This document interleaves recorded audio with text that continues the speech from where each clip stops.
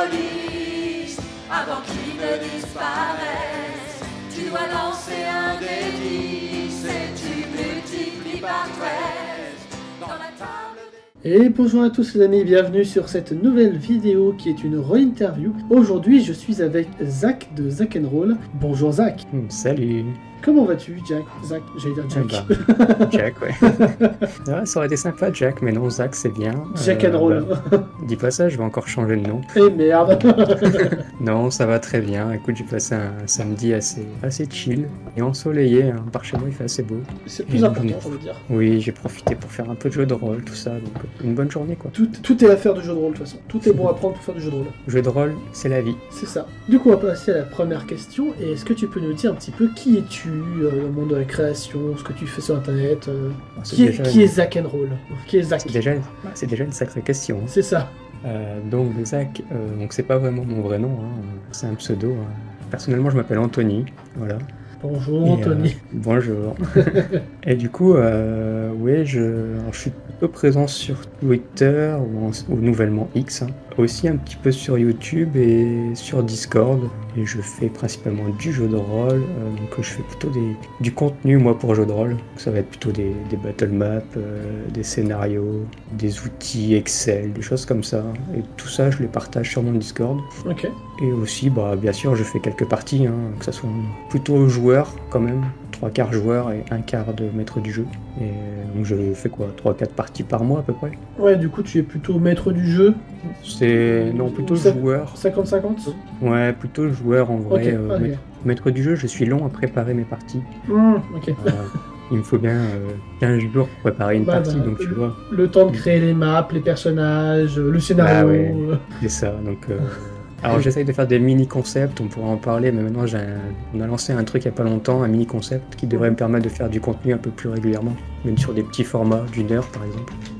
Ouais, je crois que j'ai vu passer ça, c'est le truc de vous êtes le héros là. Ouais, c'est ça, c'est un live dont vous êtes le héros, et donc là le premier donjon c'est le dernier donjon justement qui s'appelle. Ouais. Et on fait pendant une heure, je suis avec un peu comme une interview quoi, en face à face, sauf que la personne est dans un donjon et elle doit arriver au bout ou mourir tout simplement. Sympa. Et, oui, alors c'est assez sympa, c'est un côté un peu rétro, jeu vidéo quoi. Il choisit au début son personnage parmi 3, il choisit un pouvoir, son équipement, machin, et après il s'aventure et on se fait un 1 contre 1 dans un donjon, quoi. Et ça impacte les personnes d'après qui vont passer, là. Donc j'ai mon deuxième joueur dans 10 jours, qui aura des répercussions que le premier joueur a fait, tu vois. Ah, trop bien. Voilà, donc trop chouette. Ouais, le premier personnage, c'est mon ami Soktar qui est passé, il n'a pas réussi à aller jusqu'au bout.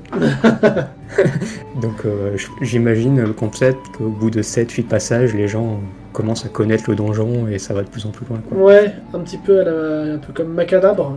Oui, c'est un peu un roguelike, quoi. Ouais, un roguelike, ouais. Plus tu joues et plus ça avance, mais bon, après je modifie des petits trucs dans le donjon, sinon c'est trop facile. Ouais, bah évidemment.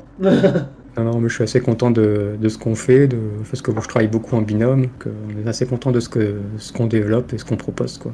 Ok. Mais bon, on aimerait toujours un peu plus, mais chaque chose en son temps. Hein. C'est ça, c'est qui vient à point à qui c'est attendre. Ouais, tout à fait, donc une année après l'autre, et puis... C'est ça. Voilà. Du coup, tout doucement passer à la deuxième question. Depuis combien de temps fais-tu du jeu de rôle ? Alors, je sais pas si on peut dire ça comme officiellement et officieusement, mais officiellement ça fait 10 ans du vrai jeu de rôle, hein, avec des crayons, des papiers et autour d'une table avec des bières, quoi. Et les petits trucs à grignoter. Voilà, ça fait une dizaine d'années, j'ai redécouvert ça avec des amis, et j'avais bien adoré. Depuis ce temps-là, j'ai pas décroché. Mais officieusement, je crois que j'ai baigné dedans vers mes 10 ans, quoi. Parce que j'avais la vieille boîte Donjons et Dragons. Ouais, une vieille boîte avec des figurines, tout ça. Et je jouais déjà avec ma sœur. J'étais déjà un maître du jeu très violent. Mais c'était pas vraiment du jeu de rôle, c'était plutôt du jeu de société sur plateau, quoi. Oui, ouais. C'était les prémices. Même si oui, voilà, on incarnait un personnage quand même. Hein. Oui. On avait du butin, des monstres à combattre, mais j'avais pas cette vision comme je l'ai aujourd'hui, quoi. Ouais, c'est marrant, genre beaucoup de personnes sont passées vraiment par Donjons et Dragons, moi pas du tout. J'ai totalement évité ce chemin. Après je suis un peu plus jeune que toi, mais... Après il y a Donjons et Dragons, le jeu de rôle et le jeu de société, c'est pas du tout la même chose. Hein, Tout à fait. Je sais même pas si c'est vraiment la même licence finalement, mais bon. C'est vraiment une vieille boîte, hein, là. Ouais. Elle a 25 ans, quoi. Oui, ma ok, boîte. d'accord. Elle est bien abîmée, tu verras, elle a du vécu, quoi. Ouais. Bah justement, tu parlais de tes premières parties, notamment avec ta sœur. Est-ce que tu aurais une Ouais. anecdote, par exemple, sur cette première partie? Cette toute première partie, alors, le plus loin que je me rappelle, oui, alors je jouais avec ma sœur et mon petit cousin, donc moi je devais avoir 8-10 ans, eux ils avaient un peu moins, quoi, et je me rappellerai toujours, c'est que j'étais un MJ mais qui avait aucune règle et aucune limite. C'est-à-dire que normalement ce jeu-là, on a un livret avec chaque map a autant de monstres dessus, tu vois. Et moi en fait j'en mettais 3 fois plus, 4 fois plus. Des fois ils ouvraient des portes et ils avaient 10 monstres derrière eux, tu vois. Enfin ils passaient un bon moment quand même, hein. C'était sans règles, quoi. Ouais. Voilà l'année. Mais ils s'en souviennent encore. Ouais, voilà, je te disais, je mettais des monstres plus qu'à foison et En vrai, ça me Et ça- rappelle un petit peu moi aussi dans ma Ça masterisation. ça les faisait rire, ils étaient morts de rire, donc on respectait pas les règles, mais on s'amusait, donc c'est C'est tout. ça, bah, j'ai envie de dire, les règles, si les règles doivent aller à contre-courant de l'amusement, ça sert à rien. Ouais, tout à fait. Le but, c'est de s'amuser. Ouais, c'est clair. C'est pour ça que moi, dans mon JDR, même moi qui crée moi-même mes règles, si à un moment donné mes règles ne me satisfont pas et vont à l'encontre de l'amusement, bon bah, brisage de règles, on continue. Ah, c'est bien, ça, c'est pas tout le monde qui le fait, hein. C'est ça. Et c'est bien de le faire. Déjà, faire ses propres règles, je trouve que c'est vraiment cool. Ouais. C'est pas quelque chose de facile. Mais ouais, ça rejoint le fait que tu n'es pas passé par Donjons et Dragons, je pense, tu vois. Parce que C'est possible, ouais. Ouais, même moi, je suis pas passé vraiment par ça. Je veux dire, le Donjons et Dragons, jeu de rôle Oui. qu'on connaît tous, je connais pas les règles, hein. Je Ouais. les ai connus avec Baldur's Gates, quoi. Ouais, oui, c'est ça. Encore, j'ai joué un petit peu à Baldur's Gate, mais ouais. Moi, à part, ouais, j'ai vraiment Baldur's Gate. Aussi le film Donjons et Dragons qui est sorti. Ouais. C'est Ouais, à peu ouais. près mes seules références. J'ai vu 2-3 gameplays comme sur quelques actuels plays, Et mais voilà, c'est tout. après, moi, on me met sur une partie Donjons et Dragons, je sais pas jouer, hein. Ah si, pardon, j'ai fait une partie de Donjons et Dragons, mais c'était un one shot. Je crois que c'était pour une convention en ligne, mais c'était vraiment assez court et j'ai même pas eu besoin de connaître les règles parce que tout était sur un tabletop. Après, c'est un peu lourd, hein, quand même, Donjons et Dragons, je Ouais. pense. Ouais, ouais. C'est beaucoup de sorts, beaucoup de règles. Moi, je suis partisan de... Mes règles font jamais plus de 5-6 pages, tu vois, c'est vraiment très simple. Que sinon... Ouais. J'aime bien faire un peu plus de règles, un peu plus fournies, mais pouvoir les briser n'importe quand. Si les joueurs sont d'accord avec ça, c'est cool. C'est ça. Du coup, prochaine question. Quel est ton JDR coup de cœur qui t'a marqué, avec lequel tu peux toujours jouer aujourd'hui Ça va être dur à répondre parce que je ne joue qu'à mes propres JDR ou Ah ceux, bah. ou ceux de mes copains, tu vois. Justement. Je ne connais aucun JDR papier réel qui existe, à part peut-être... j'ai suivi des actual play quand même, hein. Je veux dire, le Aria, j'aime beaucoup, de Game of Ah Thrones. oui, ouais. J'ai suivi Fibre Tigre longtemps et Game of Thrones, du coup ça m'a inspiré, hein, indirectement. Mes règles sont inspirées parfois de certains points de... Oui. Ça, on peut pas y faire autrement. Après, C'est ça. j'ai des bouquins, sur mon étagère, j'ai par exemple The Witcher en jeu de rôle. J'ai beau les lire, mais en fait, je me sers des bouquins pour m'inspirer moi-même et trouver des idées, tu vois. Oui, ben, justement, tu peux en parler des JDR de toi ou de tes potes. Ouais, alors celui-là que j'apprécie le plus, c'est le mien, hein. Du coup, c'est un peu égocentrique, mais Bah, si on veut dire si c'est celui que tu joues le plus, pas vraiment, parce Oui, que du coup, c'est- c'est vraiment un coup de cœur. ah oui, c'est... Tu l'as créé c'est un toi-même, peu- il vient de ton âme, quoi. C'est un peu comme toi et le Nive, hein, Ouais. j'imagine. Là, c'est ça. Moi, il s'appelle Arcanox, du coup. Ouais. Je poste souvent des choses parfois dessus. Ouais, j'ai vu Arcanox, passer. il y a eu plusieurs versions, hein. Je crois que je suis à la version 2 ou 3. C'est un monde que j'ai tellement modelé au fil des années qu'il évolue en même temps que moi, quoi. Ouais. À chaque fois que je change de pseudo ou d'avatar, Arcanox, il y a une nouvelle version, il évolue. Un jour, j'aurai une version clean, enfin, je l'espère. Un jour. Et En voilà, fait, c'est Arcanox, c'est mon univers, donc c'est un medieval fantasy assez basique, hein, des nains, des elfes, parce que j'aime beaucoup les univers du style Tolkien, Warcraft. Oui. C'est vraiment ça qui m'inspire, donc moi je fais un peu des... En général, ça fonctionne bien. Ça fonctionne bien, puis tout le monde... Moi je joue beaucoup avec des joueurs souvent qui sont débutants, donc Ouais. ça leur parle bien, quoi, des nains, des choses comme ça. Donc voilà, c'est un univers qui est médiéval, mais qui tend vers la technologie, donc c'est vraiment un âge de transition où les peuples ils découvrent la vapeur, l'électricité, des choses comme ça. D'accord. Et donc ça me permet de faire des expériences, ils inventent des bateaux, des avions, tout ça. C'est Donc, assez... les prémices de la technologie, quoi. Voilà, c'est assez rigolo dans un monde univers fantasy, donc j'ai des gobelins qui se font électrocuter. Tu vois, il y en a qui font des potions alchimiques, donc chacun des spécialités. Et pour l'instant, j'apprécie vraiment cet univers. J'ai fait une campagne pour l'instant, et la deuxième est prévue au printemps, là, du coup. Ok. Campagne qu'on pourra retrouver sur ta chaîne ou pas du tout? Alors non, parce que la première, je l'ai fait un peu en off et Ok. je commençais à streamer, mais j'avais pas le matos, mon ordinateur, franchement, c'était compliqué. Ouais.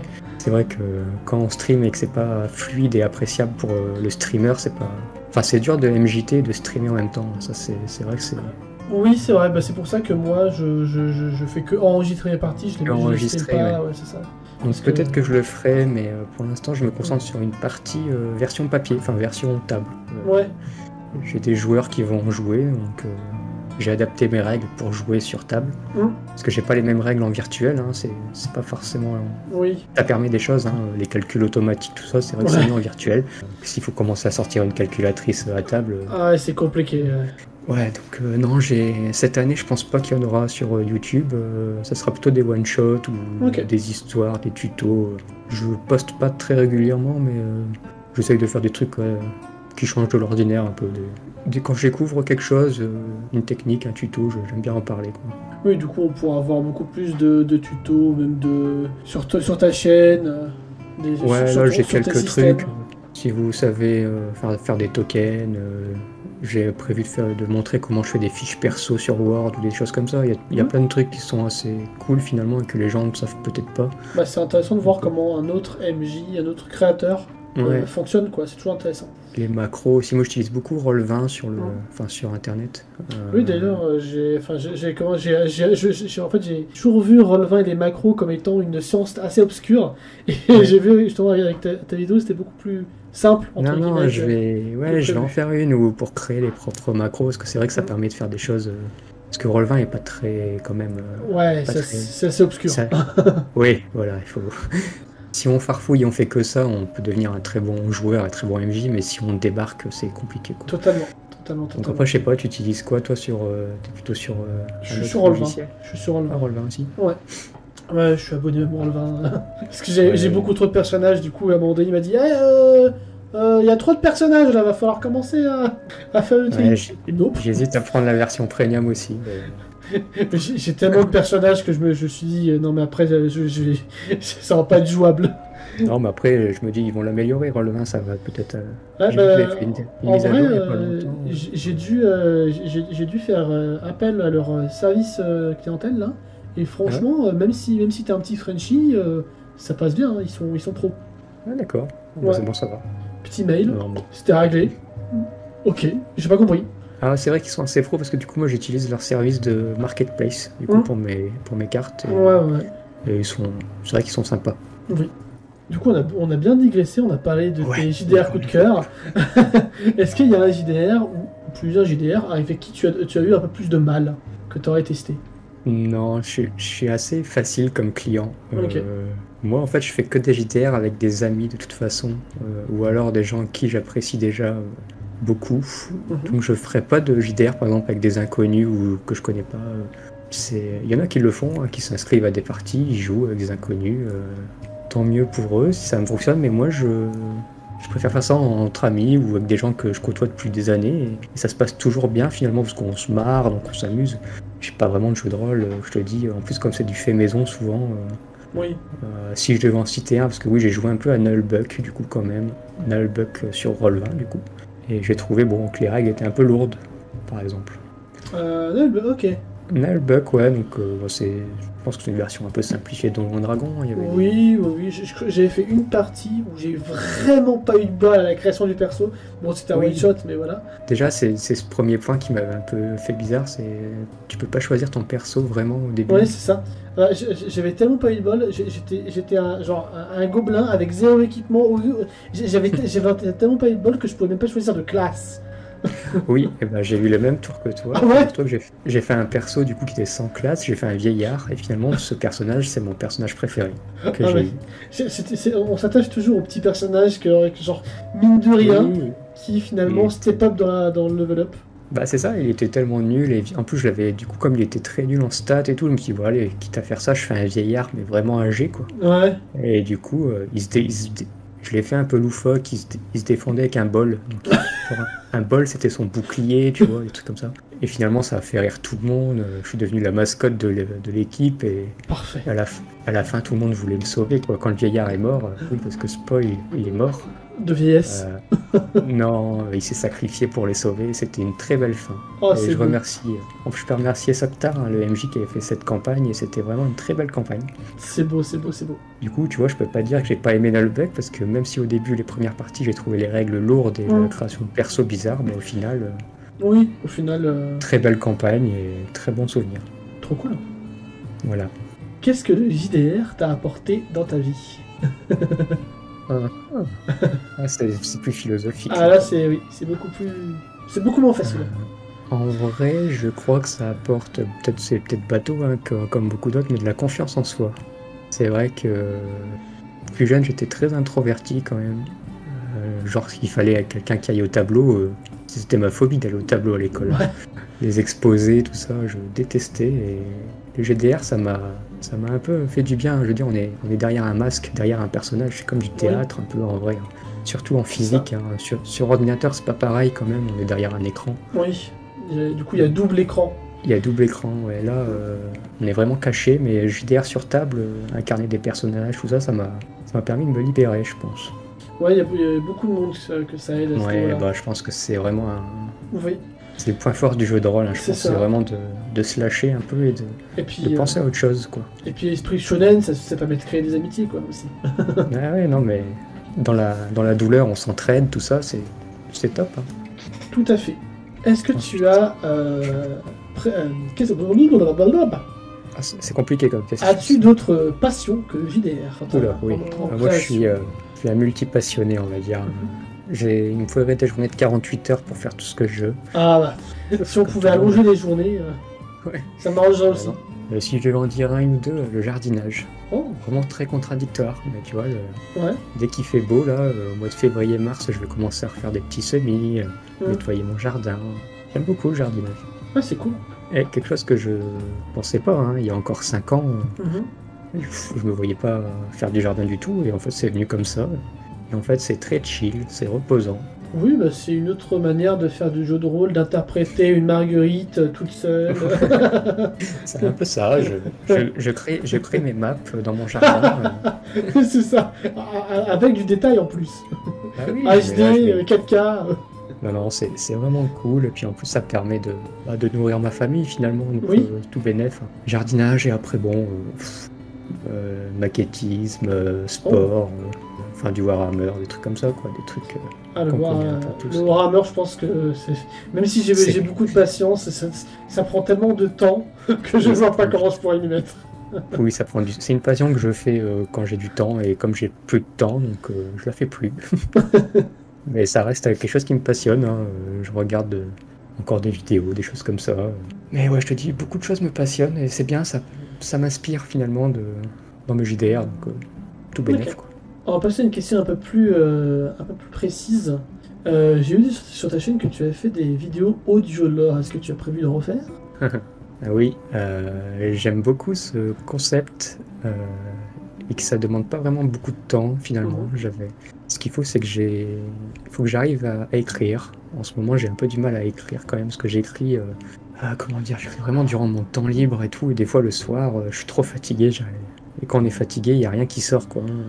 Enfin, on est tous pareils, mais le soir, si j'ai une dure journée, j'arrive plus à écrire, j'ai pas d'idée, donc. Je compatis. Mais j'aimerais bien en refaire, oui, alors peut-être sous un autre format, parce que l'autre joleur que j'avais fait, c'était vraiment pour mettre des... J'avais fait ça parce que je voulais faire un one-shot après, Ouais. et du coup ça me mettait dans l'ambiance. Mes joueurs, ils avaient qu'à écouter ça 5 minutes, et ils Ouais, avaient ça tout le s- contexte, Ça se et, ressent, ouais. et ils avaient adoré ça, donc j'ai publié le one-shot qui a suivi, ça je l'ai fait. Mais là je voudrais faire des autres joleurs, mais plutôt des mini-histoires, c'est des contes, entre Ok, guillemets, sous ce format-là, donc c'est prévu. Cette année, il y en aura un ou deux normalement. ok.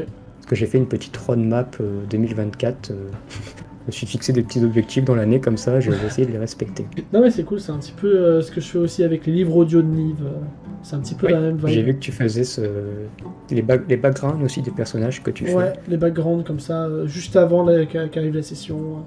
Ouais, je pense les faire. Alors peut-être je réfléchis à les mettre peut-être sur des plateformes de streaming du coup du style Spotify ou parce que sur YouTube finalement il n'y a rien à voir, c'est que de l'audio, tu vois. Ouais. Donc je réfléchis, mais c'est un contenu que j'aimerais bien recontinuer. Eh ben. J'ai vu que tu m'as bien... T'as un peu fouillé partout avant de m'interroger. Bien sûr. Je suis professionnel, pas du tout. Journaliste professionnel, c'est bien. C'est ça. Prochaine question. Est-ce que tu es déjà allé dans une convention, geek rolliste, autre? Alors non. Non, pas du tout, mais j'aimerais bien le faire cette année. Alors s'il y en a une qu'on fait, c'est Octogone. Ah. Bah oui, c'est... On entend que ça. Après, il y a Yggdrasil dans pas longtemps apparemment. D'accord, c'est pas quelque chose que je vois des trucs passer sur X, mais je suis pas plus passionné que ça mais ouais, pour y aller. Il y a de plus en plus de créateurs, notamment dans la sphère holistique, qui y vont. C'est un petit peu le rendez-vous, quoi. D'accord. Alors, j'aimerais bien y aller cette année en tant que peut-être visiteur, mais c'est vrai que l'année prochaine, peut-être avec mon ami Soctar, on aimerait y aller avec un stand. Du coup. Ouais, bah, carrément. Parce que lui, il a quand même une chaîne Twitch, on fait beaucoup de contenu en commun, on a un système de jeu, donc on voudrait présenter notre système de jeu. Ouais. Et cette année, normalement, on va essayer de publier aussi un petit livre de recueil d'aventures. Donc on travaille d'arrache-pied, donc si on arrive à faire tous ces projets-là, on aimerait bien y aller en tant que stand, quoi. Eh ben, bon courage. Merci, on essaye. On y croit. Ouais, c'est des projets, quoi. C'est ça. Et justement, pour parfaite transition, que penses-tu du JDR par internet? Par rapport au physique ou ce qu'on voit, tous les actual plays qu'on voit passer? Ça s'est vachement développé quand même. Je trouve qu'en 10 ans, là, ça a bien grossi. Oui. Et c'est bien, c'est une bonne chose, c'est du contenu qui est tout public, la plupart du temps. Normalement, les gens font des trucs assez soft. C'est toujours divertissant. Moi, j'aime bien. Des fois, je regarde des actual plays comme ça. Tant que c'est agréable à écouter, que les gens sont sympas, je trouve que c'est toujours du bon contenu et j'écoute ça dans ma voiture pour aller au travail, par exemple. Oui, en mode podcast. En mode podcast, c'est ça. Et c'est cool, que sur table, bon, on pourrait pas, même s'il y en a qui se filment en train de jouer sur table. Oui, après, au niveau matos, ça ne demande pas la même chose. Il faut du matos, on est d'accord. C'est ça. Mais non, j'apprécie les deux aspects. Sur Internet, j'aime beaucoup pour le côté hyper pratique quand même. Tu fais tes cartes, t'as les tokens. Après, j'essaie de pas trop faire quand même de tokens, de cartes et tout, parce que ça devient plus un jeu vidéo, j'ai l'impression, que du jeu de rôle, parfois. C'est vrai. Moi, j'aime beaucoup le jeu de rôle pour imaginer, en fait. Et quand tu fais trop des cartes détaillées, des tokens et tout, t'as plus la libre interprétation de « Ah, je le voyais comme ça, celui-là ». Tu vois, j'aime bien que les gens, ils s'imaginent quand même dans leur tête ce qui se passe, l'action, etc. C'est marrant que tu dis ça parce que je me suis fait un petit peu la même réflexion il y a quelques semaines / mois. Parce que moi je suis quelqu'un qui fait tout pratiquement avec des maps, des tokens. Des illustrations. C'est ça, des illustrations. De toute façon, après, moi il me faut des illustrations parce que je suis beaucoup plus visuel. Et je pense que ce que je vais faire dans le futur, c'est me baser sur les battle maps pour faire justement les combats. Et pour tout ce qui est discussion, recherche, ou amazing, les enquêtes, je pense que je partirai plus sur... C'est ce que j'ai fait. Avant, je faisais comme... Même quand je prépare des scénars, j'ai beaucoup moins de détails. En fait, mes scénars font même plus 2 pages, quoi, parce que je me dis, j'aime bien quand même improviser. Parce que finalement, j'ai remarqué que mes joueurs préféraient des fois des passages que j'improvisais. Donc je me suis dit, bon, autant improviser un maximum, quoi. Je me rappellerai, un jour, j'ai fait un one-shot et... Bizarrement, ils l'ont fait très vite, en 1 heure, 1 heure et demie, ils avaient fini. Et je me suis dit, ils sont quand même venus, ils avaient fait 1 heure de route, ils étaient venus, on a mangé, etc. Il fallait quand même du contenu derrière, quoi. Du coup, j'ai improvisé 1 heure et demie en plus derrière, et c'est cette partie-là qu'ils ont préférée. Et depuis ce jour-là, je me suis dit, bon, tu vas essayer d'improviser un peu à chaque fois. En général, les scénarios, à partir du moment où il y a un petit moment d'improvisation, c'est toujours le petit plus. Ouais. Bah, c'est plus instantané. C'est ça. Et on se marre. Puis les joueurs, ça donne aussi l'occasion aux joueurs de faire partie de l'histoire vraiment, quoi. Oui, ça c'est le point peut-être le plus important chez les maîtres de jeu, c'est vraiment d'impacter les joueurs dans l'histoire, quoi. C'est ça, de les intégrer pleinement, quoi. Donc c'est pour ça, là, du coup, une autre transition où j'en profite, quand mes joueurs de campagne, là, de Arcanox, tous les mois, je vais leur envoyer le journal, du coup, régional. Oui, j'ai vu passer ça, un truc comme ça, ouais. Et du coup, j'aimerais bien que s'ils font des actions importantes, qu'il y ait des petites mentions, il y a eu un cadavre découvert à tel endroit, ou des trucs comme ça. Ça demande du taf, mais c'est beaucoup trop bien foutu. Ouais, c'est immersif, et je voudrais vraiment qu'ils se sentent... J'ai toujours voulu mettre un système de renom, entre guillemets, dans mes campagnes, où s'ils font des mauvaises actions, à un moment, je vais leur mettre la milice au cul, ou il y a un inspecteur qui va chercher après eux, ou, enfin, tu vois, que... Je veux pas qu'ils se sentent trop intouchables. Oui, en mode les héros intouchables. Non, les héros intouchables, si tu es un paysan du coin, il y aura des répercussions, quoi. Non, mais tout à fait. Ça, c'est... Puis ils se sentent impliqués comme ça, c'est cool. Oui. Puis après, tu leur tues un petit PNJ qu'ils apprécient. Paf. Ça, c'est... Mais il faut savoir mettre de l'émotion, et ça, c'est un truc que j'ai un peu du mal. Oui. Je suis pas un assez bon MJ dans ce côté-là, c'est que comme je pratique pas non plus trop régulièrement, j'ai pas forcément le vocabulaire pour raconter les choses ou mettre de l'émotion dans mes descriptions, tu vois. Ouais. Des fois je m'aide un peu, j'écris des descriptions à l'avance et je les lis, mais quand tu lis, c'est pas pareil. Oui, c'est vrai. Ouais. Bon, en général, si vraiment je dois écrire un truc pour décrire quelque chose, il faut vraiment que ce soit un truc bien particulier qui n'existe pas dans le monde, qui n'a aucune équivalence. D'accord, sinon tu décris comme ça. Sinon, je l'écris à la volée. Ouais, mais tu vois, c'est plus fluide et moi, si je fais ça, souvent, je peux avoir des bugs ou j'emploie du vocabulaire très simple. Ouais, pareil. En vrai. J'utilise pas des beaux mots pour faire des belles choses, mais il y en a, ils gèrent ce truc-là. Ouais. Et j'aimerais améliorer ce côté vocabulaire et ce côté pour parler, tu vois. Mais c'est pas évident. Je pense en faisant du théâtre, ce genre de choses, ça peut aider. Ouais, ou lire beaucoup, il faudrait que je lise plus. Aussi. On a parlé un petit peu de la création de tes cartes. Comment tu les crées un petit peu? Est-ce que tu as des idées en amont de ce que tu veux créer ou c'est par rapport à ta campagne? Ah ouais, alors mes cartes, c'est un peu comme... c'est peut-être le contenu que les gens préfèrent pour l'instant de ce que je propose. En même temps, c'est ce que je propose le plus.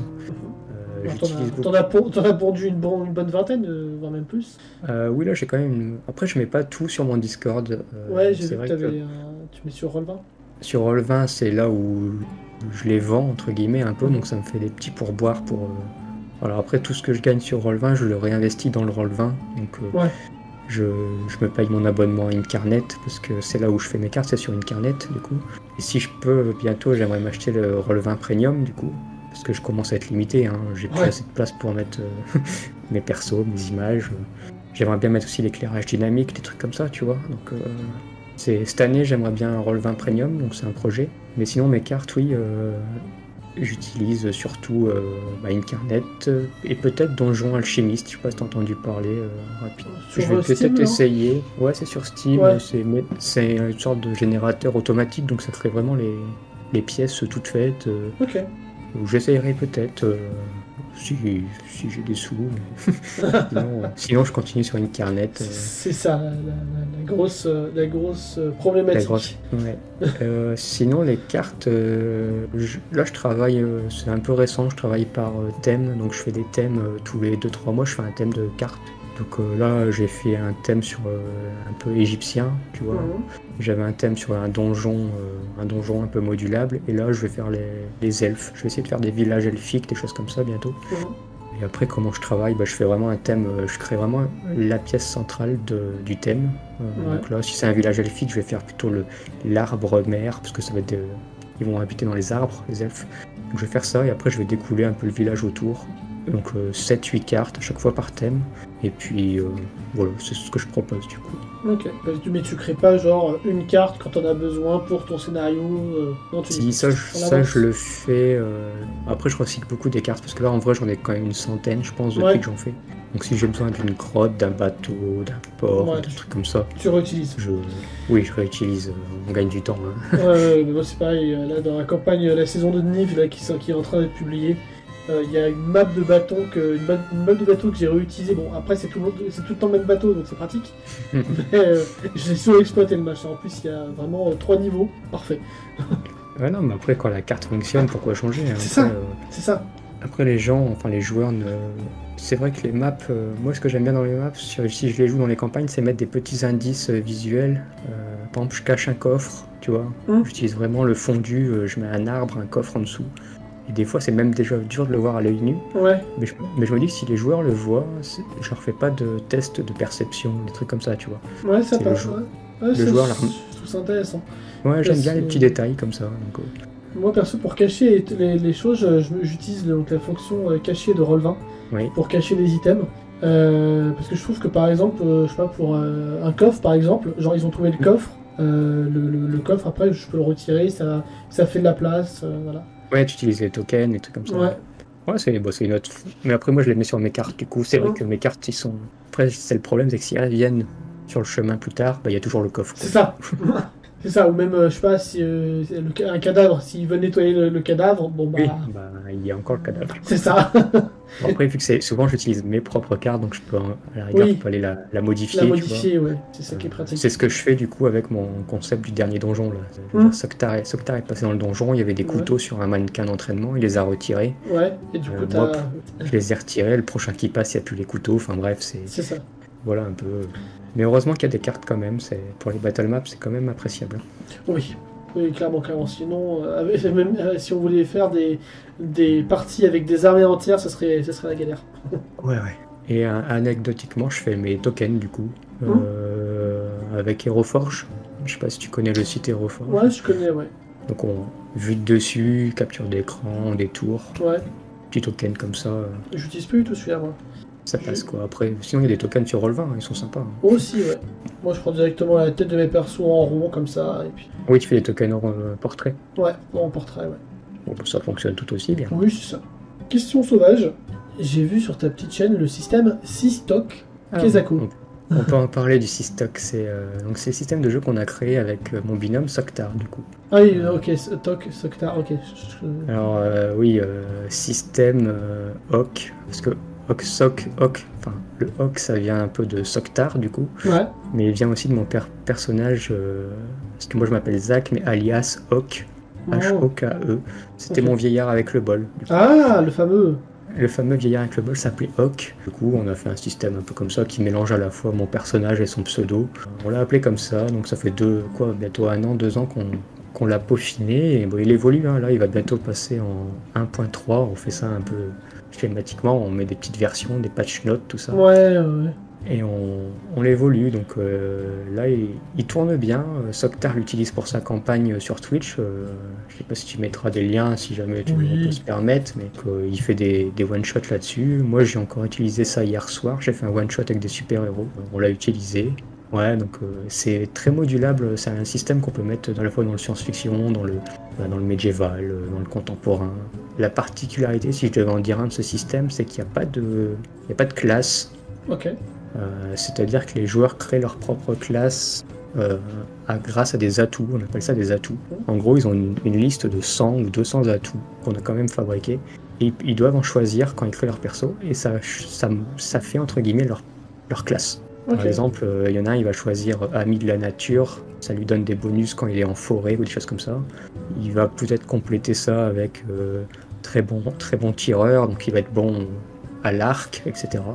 Du coup, il peut se faire une sorte de druide archer, où tu crées ta classe avec des petits atouts comme ça, et c'est vraiment c'est pas des compétences, hein, c'est vraiment des pouvoirs passifs. Ça permet de pas avoir l'étiquette genre ranger ou l'étiquette mage, voilà. Et d'avoir plusieurs capacités que le personnage aurait appris. Non, il n'y a pas vraiment de capacité, du coup, c'est vraiment... si, les capacités, c'est plutôt les combats, les machins, etc. Oui, ok. En effet, t'as pas l'étiquette, je suis pas un mage, donc je suis restreint avec mon grimoire de sorts. J'ai envie de faire un mage, mais à la fois qui combat au bouclier, sur un cheval, ou je sais pas quoi, tu prends les trucs qui te plaisent. Ouais. Et tu fais ton background avec, et voilà du coup. La petite tambouille. Et après c'est des atouts qui sont assez modulables, hein, parce que si on s'est dit que si les personnages, par exemple, passent leur temps dans la taverne à boire et tout, ils peuvent débloquer un atout pilier de bar, tu vois, par exemple, qui lui donne des bonus. On voulait vraiment que les atouts impactent le gameplay. Je veux dire, si quelqu'un aime bien jouer quelqu'un d'économiste avec marchander, faire du roleplay, il va prendre des atouts plutôt roleplay, tu vois. Ceux qui aiment la baston vont prendre des atouts pour combattre, des charges, des plaquages, des trucs comme ça, le goût du sang, des trucs comme ça, tu vois. Et ceux qui veulent vraiment, je sais pas, moi il y a des atouts que j'aime particulièrement, c'est par exemple fin gourmet. Fin gourmet, c'est que tu gagnes des bonus quand tu goûtes à des plats. Ouais, oui. Et moi j'aime bien les personnages dans des campagnes qui vont plutôt demander qu'est-ce qu'il y a à manger à la taverne, des spécialités. Ça permet de mettre un petit côté sympa, je veux dire, aujourd'hui il y a un bœuf bourguignon de truffes, et du coup... Ça permet aussi de rajouter du lore aussi. Et oui, et c'est important de jouer du lore. C'est ça. Il y a des atouts qui sont axés sur le lore, du coup si vous accomplissez des quêtes secondaires, vous avez des bonus, des choses comme ça, et les gens aiment bien... parce que tout le monde n'est pas très baston dans le jeu de rôle, il y en a, ils aiment pas trop, donc on essaye d'être un peu pour tout, quoi, pour tout le monde. Voilà un peu notre système, quoi. Non mais c'est vachement intéressant d'avoir un système un petit peu tambouille comme ça. Ouais, puis après c'est un système qui se veut rapide, on voulait des combats qui durent très vite, parce qu'on a joué à Nullbug tous les deux, et des fois on faisait une session entière sur un combat. Ah ouais. Ouais, quand t'es 3 heures à combattre 5 gobelins, parce qu'il y a 5 joueurs, 5 gobelins, chacun joue 10 minutes son tour, c'est très long les soirées comme ça, donc on voulait vraiment... là on arrive à faire des combats en 5 minutes, parce que t'as une action, un tour, tac tac, tac au tac. Faudrait que je regarde un peu plus du coup, plus précisément ce système, parce que moi aussi c'est la problématique. Genre, ça m'est déjà arrivé de rester genre 3 ou 4 sessions, pas sur le même combat, mais sur une même suite de combats. Ouais, alors ça c'est l'avantage et c'est l'inconvénient, attention, du coup les combats rapides incluent un système où là on a rajouté récemment la parade, l'esquive et le blocage parce que les joueurs nous l'ont demandé. Mais avant on avait groupé ça un peu comme dans Donjons et Dragons, du coup la classe d'armure. C'est-à-dire que chaque joueur avait un score de 15, 17, 18 et s'ils subissaient des dégâts en dessous, ils avaient qu'un impact, tu vois. Maintenant, on se disait que s'il subissait au-dessus, il avait une blessure. Et notre système, c'est... il n'y a pas de point de vie, entre guillemets, c'est un système de blessure. Bah ouais, parce que le problème avec les classes d'armure, c'est que ça impacte le RP, j'ai l'impression. Enfin, moi, c'est comme ça que je l'ai ressenti dans Chroniques oubliées. J'ai l'impression. Bon, on l'a pas appelé classe d'armure, on a un peu modifié ça, mais c'est notre score de défense qui regroupe à la fois l'agilité du personnage, son expérience au combat, etc. Donc plus vous avez un score de défense élevé, et plus vous avez des chances de résister au coup, quoi. Donc c'était vraiment un système d'attaque-défense, je veux dire, un monstre attaque, toi tu as ta défense, ça passe pas, tour suivant, etc. Donc c'est pas fait pour faire des combats très Donjons et Dragons, mais ça permet de faire des combats rapides, et ça c'est pas mal. Moi j'essaie de faire un petit milieu. Après faut voir, là, en fait tout dépend des joueurs. C'est ça. Il y a des joueurs qui adorent combattre, et faut s'adapter aux joueurs. Plus c'est compliqué, plus ça leur plaît, il y en a les combats. C'est ça. C'est tout la complexité du jeu de rôle, c'est de s'adapter toujours aux joueurs. C'est le point fort des maîtres du jeu aussi. C'est ça. Du table à l'autre. Il y a très longtemps, j'avais fait un sondage, ça devait être mon premier sondage sur X. Je voulais savoir ce que les joueurs considéraient un bon maître du jeu. Et le fait qu'il soit souple sur les règles et tout, c'était revenu en premier, il me semble. Comme quoi. Par rapport à la façon de parler, par rapport à l'univers, sa cohérence, tout ça, c'était vraiment le fait que le joueur écoutait, que le MJ écoutait ses joueurs et qu'il s'adaptait à eux, tu vois. C'est ça. Ce qui est logique. C'est ça, c'est clairement pas intéressant d'avoir un MJ qui suit son scénario bêtement, et il laisse les joueurs derrière. Puis trop strict sur les règles. C'est ça. S'il casse le fun en disant non, tu fais pas ça parce que t'as pas le droit selon l'article 3. Tu vois. L'article 13. Le fameux. Voilà, donc notre système, peut-être qu'on le présentera dans 2 ans en Octogone, on verra bien. On croise les doigts. Ouais, toujours. C'est toujours long de créer des systèmes de toute façon. Oui, mais là je suis content parce qu'avant j'en faisais beaucoup, c'était vraiment un truc que j'aimais bien, le game design entre guillemets. Et là ça fait 1 an qu'on est bloqué là-dessus et j'en ai pas créé d'autres, donc je suis content. Mais m'éparpille pas trop. Ok. Est-ce que tu aurais une dernière bafouille? Une bafouille, c'est-à-dire une dernière petite recommandation peut-être, ou une dernière chose à dire sur toi, ou sur ta chaîne, sur ta création? Je pense qu'on a quand même fait pas mal le tour. On a parlé d'Arcanox, du dernier donjon, des cartes, du Systoc. Non, je pense que ça a été assez complet, vraiment. Alors je dis on parce que je te dis, je travaille beaucoup avec mon collègue Soktar. C'est un peu mon âme sœur du jeu de rôle que j'ai découvert il n'y a pas si longtemps que ça. Il y a que 2 ans que je le connais. Mais ça a vraiment bien matché et c'est vrai que on partage beaucoup de choses, donc on se complète bien. Moi je fais des cartes, assez qualitative quand même, je pense, mais je me suis amélioré. Lui, il est très fort pour t'écrire les personnages, faire des histoires et tout. Franchement, à nous deux, on fait des beaux univers, je trouve, pour l'instant. Et du coup, vous avez déjà pensé à faire, je sais pas, une partie où vous êtes genre 2 MJ pour un scénario? Faut pas lui dire ça. Parce que si en fait, Saktar et moi, on fonctionne, on s'auto-alimente en projet et en idée. Ok. C'est-à-dire que des fois, il va me dire un truc comme ça, je vais lui dire, ouais, on fait une partie à 2 MJ. Bah lui, ça va fuser dans sa tête, tu vois. Il va parler que de ça, il va prévoir un truc et vice-versa. Des fois, il m'envoie 3 lignes de texte ou de scénar, et moi, derrière, j'ai envie de faire une campagne, tu vois. Ah oui, ok, oui. Et- Vous alimentez les uns les autres. Pouf, pouf, pouf, Oui, pouf. en fait, Ping-pong. tous les jours, on parle, on a un Discord, tous les jours, on parle à deux et on se donne des idées, on se corrige mutuellement, on dit tiens, tu devrais faire ça. Ouais. On s'envoie nos scénars et on dit ah, tiens, là, tu devrais faire ci, ça, ça. Et du coup, c'est vraiment comme ça qu'on avance bien. Et c'est vrai qu'un travail d'équipe, ça fait du bien. Oui. Bah, parce que clairement. Parce que tout seul, des fois, j'ai abandonné assez vite. Hein, je veux dire, j'ai déjà créé des univers, des scénars et tout. J'ai été jusqu'à la fin, mais j'avais soit pas de joueurs, soit plus de motivation. À un moment, tu décroches. Et en fait, le projet il tombe à l'eau, quoi. Et là, le fait de s'auto-alimenter à deux, ben, voilà, c'est loin. Donc là, on espère faire des choses cette année, l'année prochaine. Donc, continuer de regarder ça et de nous suivre. C'est comme ça que vous nous ferez plaisir. Je mettrai tous les liens en description si ça vous intéresse. Oui, c'est très gentil. C'est ça. Sur ce, est-ce que tu as une dernière chose à dire avant la fin? Je te remercie du temps que tu m'as accordé. Eh ben, y a pas de souci. C'était un plaisir également, une belle découverte. Ouais, pareil. Et puis, ben, moi, j'essaierai, alors je te promets rien, mais si j'ai plus le temps, je regarderai tes contenus sur YouTube. Bon, oui, bah pareil, moi je regarderai les tiens lorsqu'ils sortiront. Parce que c'est vrai que... Mais tu en mets beaucoup, hein, quand même. Ouais, bah oui, là en ce moment, deux épisodes de week-end, là, ça carbure. Ouais, ça carbure et c'est dur à rattraper. Donc s'il y a des one-shots ou des petits trucs comme ça sera normalement, plus facile. il y a des one-shots qui sont prévus, notamment Super. un petit île des Quads qui devrait pas tarder. Donc l'île des Quads, c'est un petit one-shot que j'ai... Enfin, un mini JDR dans mon gros JDR que j'ai créé. D'accord. T'as le gros JDR que la plupart des créateurs font dans un monde médiéval fantasy classique, avec ses propres règles et tout.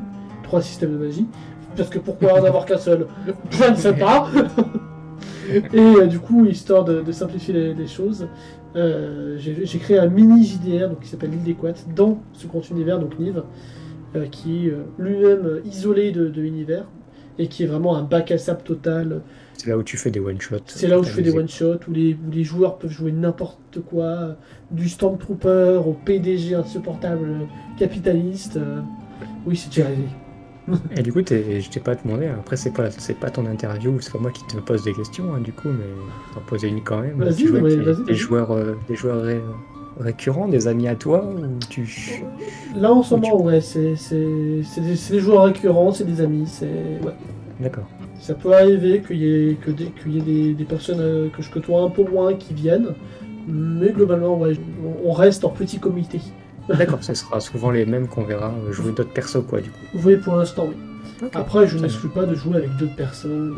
Non, mais c'est pour moi savoir. Ok, bien. C'est ça. Et bah, c'était tout. C'est ça. Et ben, j'espère que cette vidéo vous a plu. Sur ce, je vous retrouve pour une prochaine vidéo. C'était Morgan Cotter et Zach. Ciao, ciao. Salut.